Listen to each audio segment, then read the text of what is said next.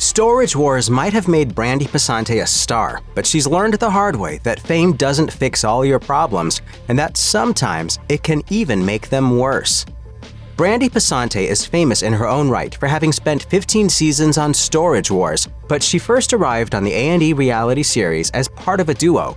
She starred on the show with her business partner and longtime companion Jarrod Schultz, with whom she had 2 children. But things didn't stay so rosy for long. Passante's split from Schultz came to light on the season 13 premiere of Storage Wars, airing in April 2021. The episode depicted her and her estranged partner jockeying to bid on multiple storage lockers, in fierce competition with one another. Passante had apparently initiated the breakup following the taping of Storage Wars Season 12 in 2018. She retained full custody of her children with Schultz, and as it turns out, single parenting hasn't always been easy on her. It's the scary dad voice in the background that we're missing. In April 2021, just after Passante split from Schultz, the 2 former partners happened to find themselves in the same bar in Orange County. Both were with a group of friends, with Passante arriving first. When Passante spotted Schultz, she instructed him to leave the premises. A verbal altercation broke out, and after Schultz refused, he raised his voice and allegedly shoved Passante twice. Police were called to the scene, by which point Schultz had departed the bar. When questioned by police, Schultz denied that the incident had physically escalated and insisted that he hadn't ever gotten violent with Passante. Nevertheless, the Orange County District Attorney filed a charge of domestic violence battery against Schultz. 6 months later, Passante suggested in an Instagram post that this incident had not been the first time she'd suffered domestic violence perpetrated by her former partner. She wrote, "I managed to escape a very difficult situation that so many people fall victim to. I will be eternally grateful for the life and freedom without fear that I get to live now." Brandi Passante is a mother of 2, daughter Peyton and son Cameron. Sadly, both children experienced significant childhood illnesses and health problems early in life. So Peyton, when she was born, she was deaf. Peyton underwent surgery for the first time at just 6 years old.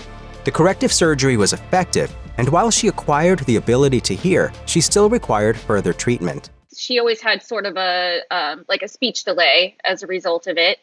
And so we did a lot of speech therapy. In addition to her hearing issues, Passante's daughter was born with a misdeveloped cleft palate, which affected the soft palate at the back of her mouth. Cameron Schultz, meanwhile, regularly sees a doctor for a urological disorder due to a mass discovered growing on one of his kidneys. It eventually affected his health to the point where an operation and recovery were necessary. Cam and I spent 3 months at the Children's Hospital of Orange County. Really? And he missed three months of high school. Many famous people have a signature physical trait that gets them noticed or sets them apart from others in their field. For Brandi Passante, it's her distinctively raspy voice. In 2022, a Passante fan asked the reality TV star via an Instagram DM about why she talked the way she did. Passante called out the DM on an Instagram story and explained with a clear level of annoyance that it stems from complications of Hashimoto's disease. This is an autoimmune disorder characterized by the immune system assaulting the thyroid, an organ that dispenses the hormones that regulate metabolism. While there is no cure for Hashimoto's disease, Passante receives treatment for the condition, which affects 7 times as many women as it does men.